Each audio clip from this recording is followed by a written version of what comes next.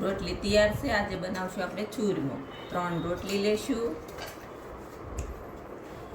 એના નાના નાના પીસ કરી લેશું ને મિક્સરમાં મીડિયમ સાઈઝનું દળી લેશું.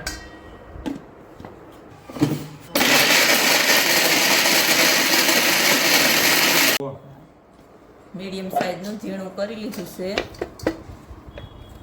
હવે તેમાં નાખશું ગોળ.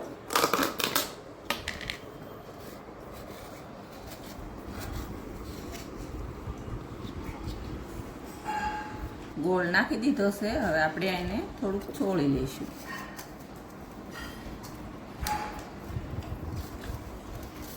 હવે આમાં નાખી દઈશું ઘી.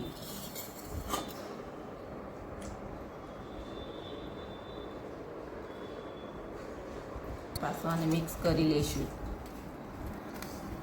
ચૂરમું થઈ ગયું છે તૈયાર. તેની સાથે ખાશું અડદની દાળ.